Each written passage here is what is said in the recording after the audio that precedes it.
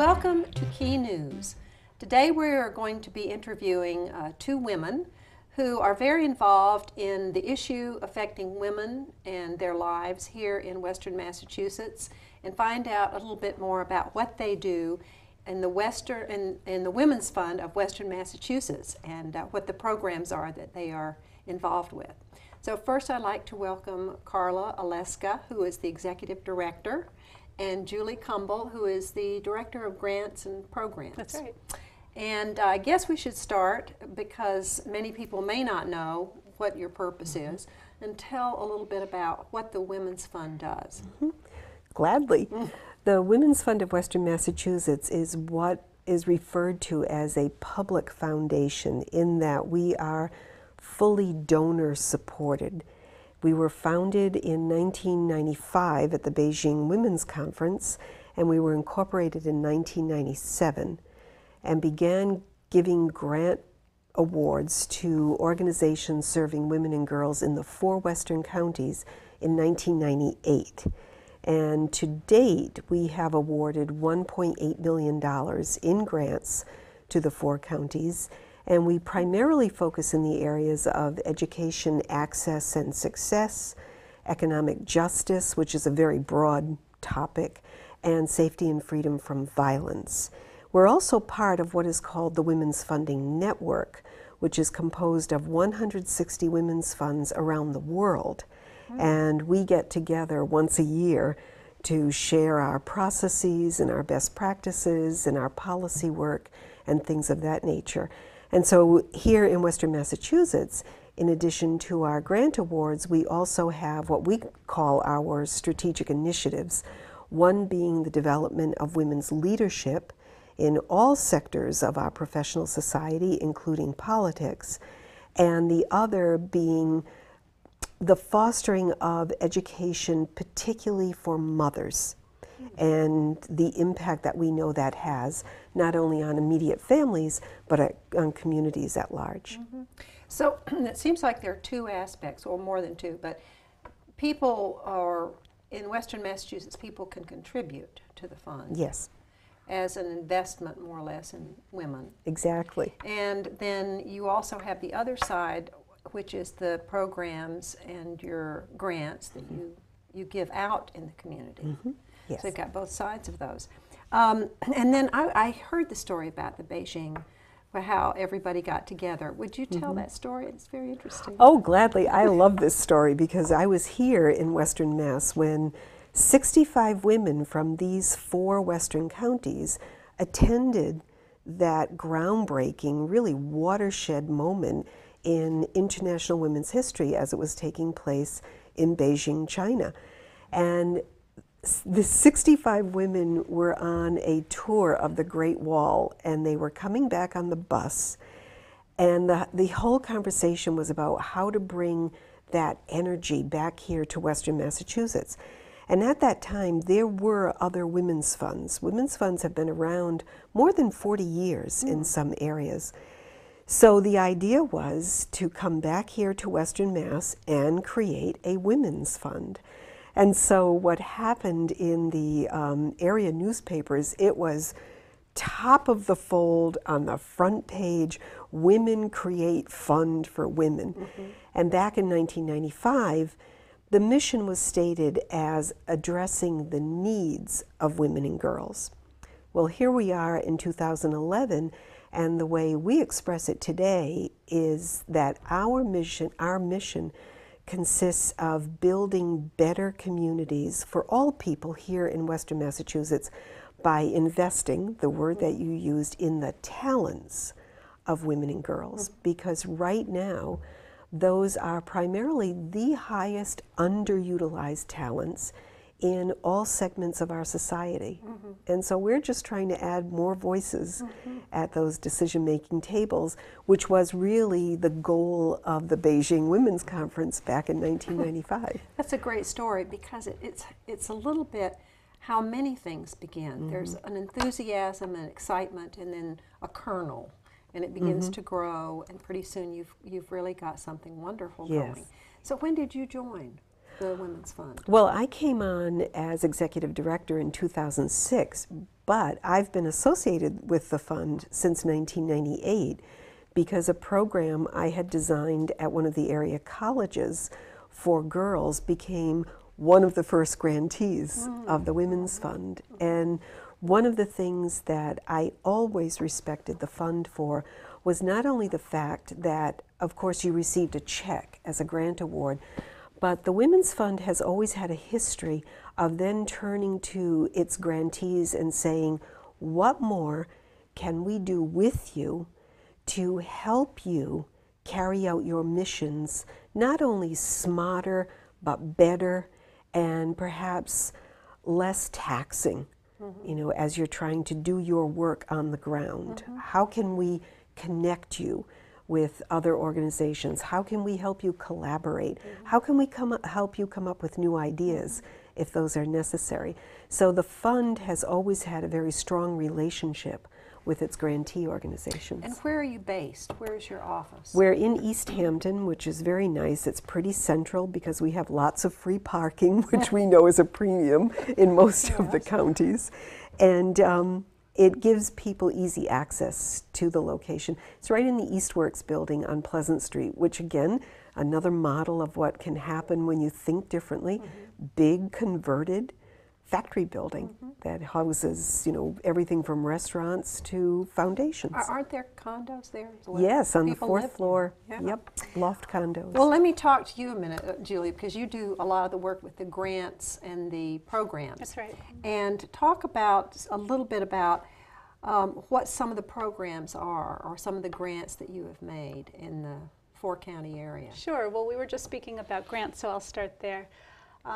What is so enriching and exciting is that we get to partner with grantees from the four counties. So we have rural populations, we have very urban populations that we work with. In the Berkshires, we're working with a Railroad Street Youth program, for example, that teaches young people to come up with ideas that they're passionate about, and they actually have a granting process themselves. So the young people sit on the board of a granting body, and great experience. It is, and youth and philanthropy. And they learn the whole process from writing a mini application to receiving applications and reviewing them, and then developing their own relationships. So it's very empowering to them. And we're funding, in particular, a sex education program where they're going into the schools and after-school programs as well to help educate folks about teen pregnancy prevention. Where is that?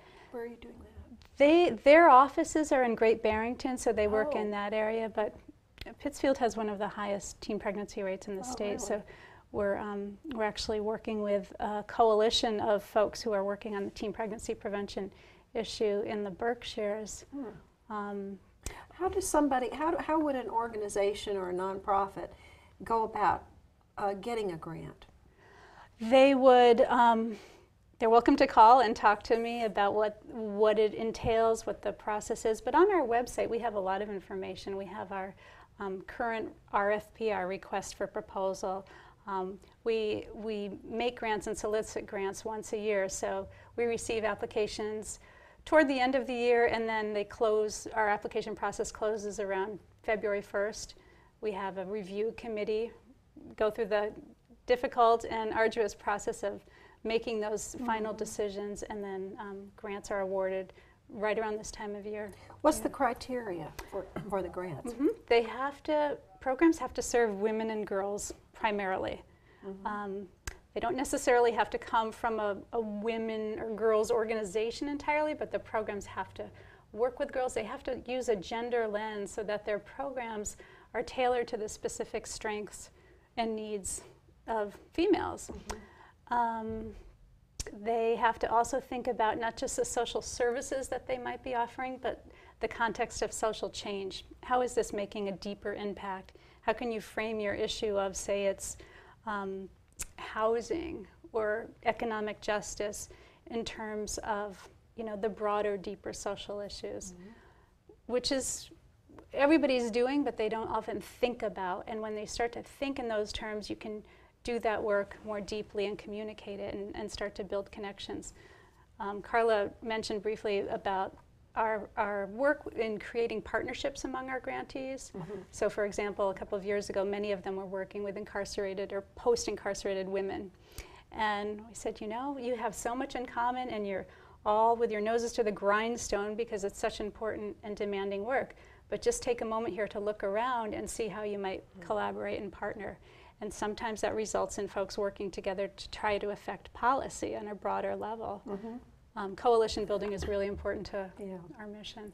What about the amount? What is generally the amount you give in your grants? Well, we have different categories. So we have a capacity building grant docket that really strengthens the strengthens an organization or staff itself. So it's not to do the services, but to say build capacity among staff.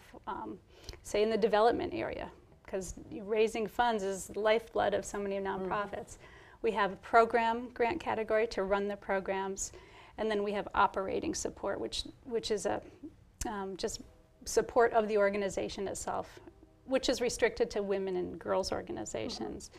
And the maximum for a one-year grant is $15,000, and they range from our capacity building grants, whose maximum is $5,000, excuse me, all the way on up.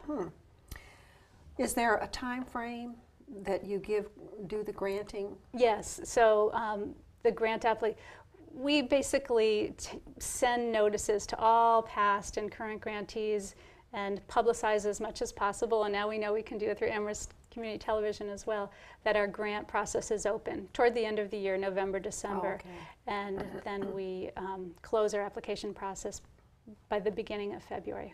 And announce then? We'll be announcing, we'll announce the decisions in July. Oh, good. Well, that's wonderful to know, because so many small organizations are just eking by and need help in all of those areas, especially those serving women and girls. So are there many programs for girls? Is that... Sure. You have quite a few of those also? Yeah, we do. Like girls' clubs or... Girls' clubs, Girls Incorporated of Holyoke, of the Berkshire County. In Amherst, there's the Youth Action Coalition that has Girls Eye View, in Ware and in Amherst. Girl Scouts. The Girl Scouts, the Care Center in Holyoke. Gosh, I know there are just so many. Go on our website. We have lots of information. We are going to put it, and the website will be up. We're going to have that up at the end of the program. Well, one of the programs that I recently learned about was one that you initiated 2 or 3 years ago, which is the Leadership Institute. So tell us a little bit about that, what it is. The Leadership Institute is our newest strategic initiative, and it really is our attempt to create a cadre of women, basically in a sense blanketing the 4 western counties, who believe that they have both the skills and, as Julie will always say, and the confidence to take their leadership into any area they choose, whether it's in their professional careers, board service, human service, and then ultimately our hope is to run for public office on all levels, and or to run the campaigns of those people that they believe in who want to run for public office. And we have just graduated our very first cohort of 40 women representing all 4 counties. And I remember saying to Julie that if we got 6 women for the first group, I'd be really pleased. And we ended up with 40 women. Wow. And the Leadership Institute for Political Impact is lovingly referred to as LIPI. And really it's because so many of us of a certain age can remember being told, don't you get lippy with me, young lady. And we have said that it is time to get lippy. It is time for women to get lippy in terms of their leadership abilities and that they have leadership to bring to the table. But very often, and this has been researched, very often women don't believe that they have the requisite skills. And so So often when women are asked to think about stepping into a leadership role, this is really across the spectrum. 9 times out of 10, the answer will be, well, as soon as I learn a few more things in this area, or as soon as I have a few more years of experience doing this. And they're not apt to see themselves as able to step into a position of leadership and admit, yes, there are some things I still have to learn, but I can do it. So our goal is to help women believe that they've now composed the full briefcase of skills, at least to take to the threshold where they then decide, and now where will I bring them? So again, choose their path. Yes, with those exactly, skills. exactly. Well, I went to the graduation exercises that you had, and I was just amazed and delighted at the diversity of women, age-wise, color-wise, ethnic backgrounds. How did you go out and get those women? How did you find them? I mean, how do you get these women to step out and do this? Well, I think, as Julie said, one of the things that this Women's Fund has is a very good and very deep relationship among the various communities that compose this area. So that is age communities, ethnic and racial communities, and various religious communities of different faith traditions. And as a result, when we hold events or gatherings, we know that we can call into those communities and say to someone by their first name, you may want to think about this, and you may want to promote this or encourage other women in your community to either participate or attend or encourage still someone else. When we had our kickoff event, we had Dr. Jennifer Lawless, who came up from American University, and a lot of it was phone calls and emails through different listservs of people we've collaborated with saying, you really need to be here, and we really want you here. And then once we had that first event, and Julie will know this because she did some of it, it's then calling women saying, come on, you can apply, you can do this. We're not saying... A little encouragement. Exactly. Well, the encouragement is based on research that actually Dr. Lawless has done herself as the director of the Center for Women in Politics. Women need to feel super confident that they have all the skills before they jump in general. And the other prevailing piece of research shows that women need to be asked at least 3 times by somebody to step up to be a leader. You should run, you should be the campaign man, again and again. And so when we had this kickoff event for our Leadership Institute, I think we had close to 200 people attend. And then we had our applications for LIPI, and just a few trickled in, and we thought, oh no, what's happening? Oh, what was that research we learned? Yeah, you so need to ask. we called, you know, it's okay, you can do this. We're not making you sign an oath that you will run for office within 1 year. And people really felt a lot more comfortable. We're accepting applications right now, and many are coming in. How much is it? How much does it cost to join this? It's $250 for a full year of materials, coursework, meals, and we do have some limited scholarships available. So we encourage people to look online. I've mentioned it to some people, and they want to know, you know, when do you meet? How often? Right. So we meet about every 5 weeks on a Saturday from 9:30 to 4:30. So there are 8 to 9 sessions throughout the year, skipping December, starting in September, going to November, then again from January to the end of May. What are the topics that are covered? What do they learn? What do people learn? Everything from your personal leadership styles, assessing who you are, what are your strengths as a leader, public speaking, #1 issue that women identify as something they want to develop, campaigning, understanding finances and raising funds, understanding how to speak to legislators, developing a quick elevator speech, as they say, and practicing that. And really understanding policy, matching up your particular passion and interests with what is happening on the state and national level and how you can plug in. Yeah. So there's still openings. If people There are watching this in the next Yes. couple of weeks, you're still taking, and they can just go online? Yes. Go online, their Submit, website? submit the application electronically. Oh, okay. And then Yeah. when would they be told, yes, you're... July, Okay. which is coming around the corner. And then it starts in September? It starts in September. Great. Yeah, and the calendar, which Saturdays we're holding our sessions are also on our website. Great. And the first one is September 17th, which we're thrilled is Constitution Day. Perfect. And what do you start off with at that session? Do you have a...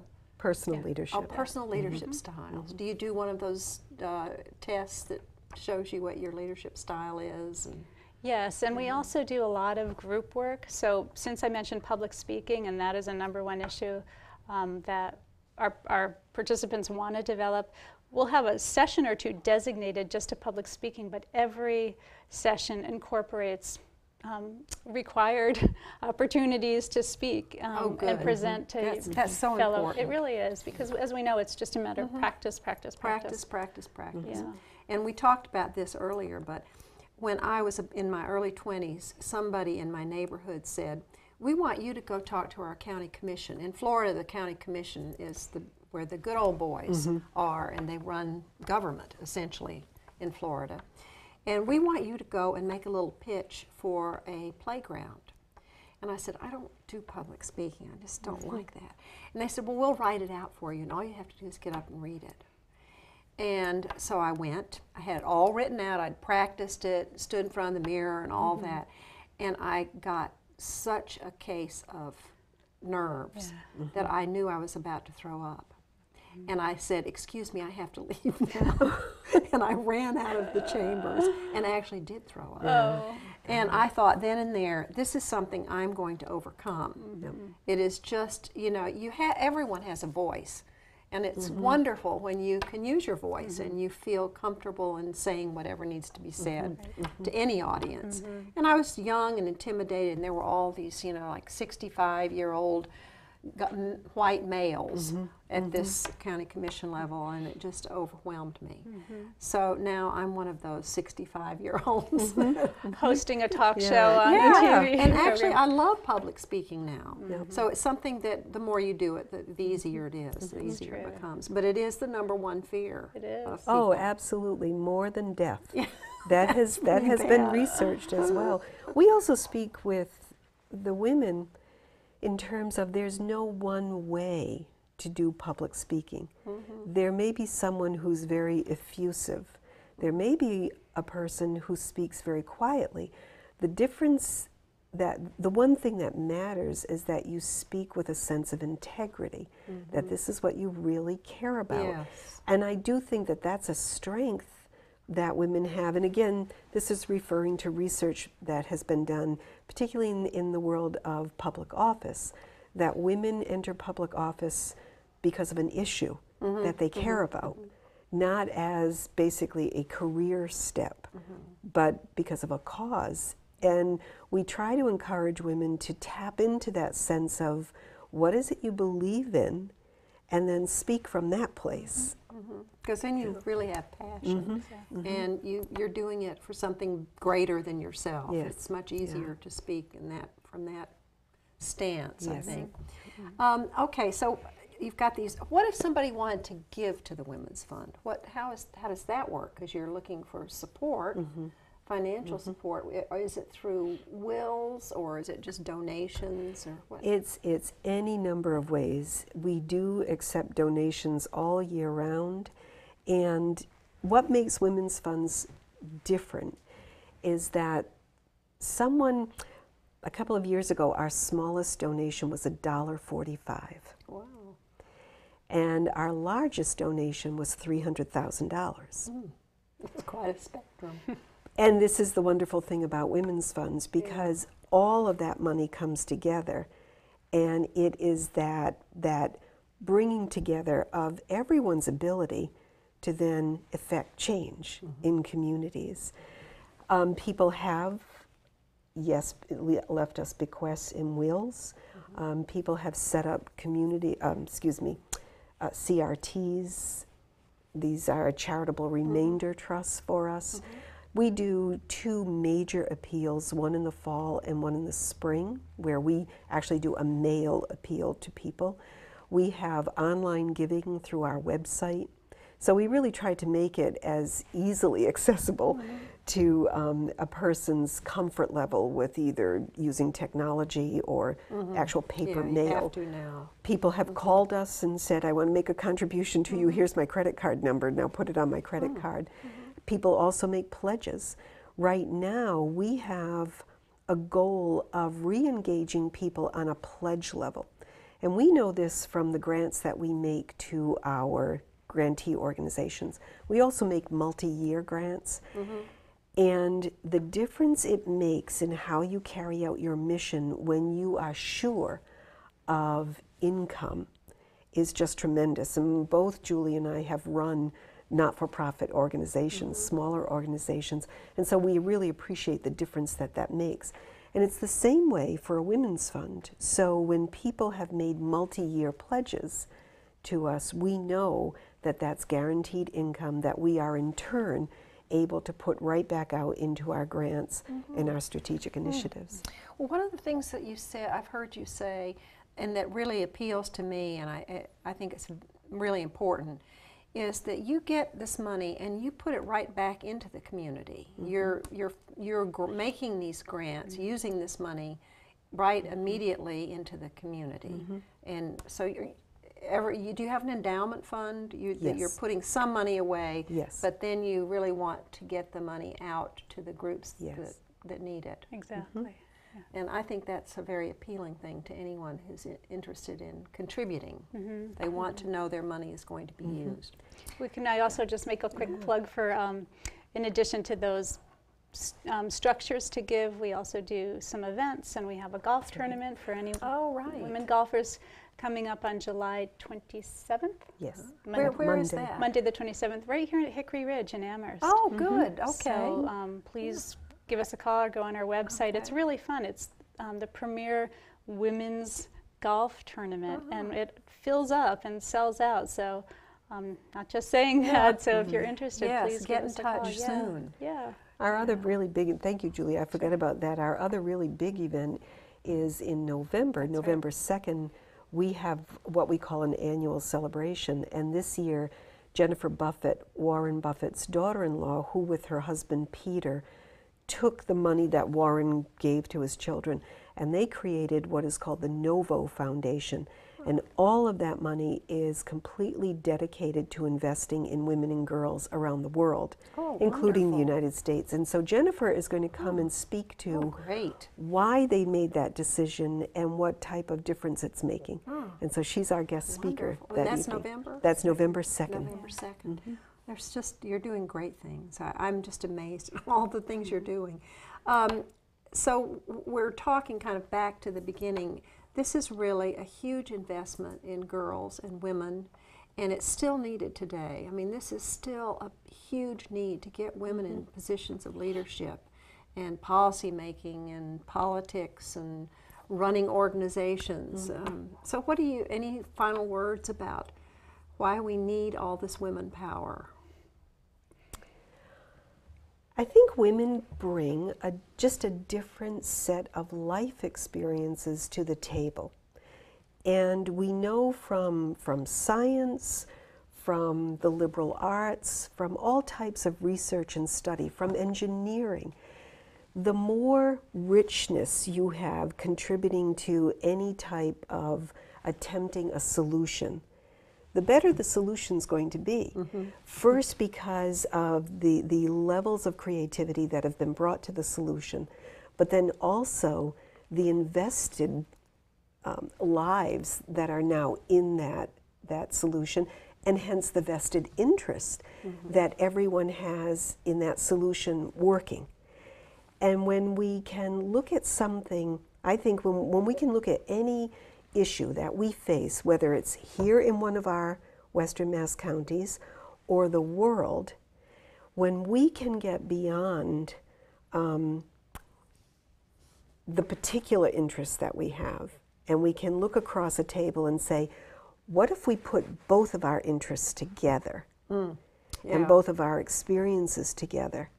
we know that we're going to come up with an amazing solution. And I do really believe this, that we are at a very critical juncture in our country and the world, that if we don't begin to utilize what I still believe is one of the most highly underutilized sources of creativity and talent, we're going to be in quite a mess. And it's another way. We say it's one more voice around the table. We have nothing to lose at this point. Right. You know, Exactly. in sort of a really creative, challenging way. We have nothing to lose by seeing who else can we bring to creating the solutions. Right. Okay, well, we're out of time. It goes by very quickly. But thank you, Carla and Julie, for coming and presenting this and telling us more about the Women's Fund of Western Massachusetts.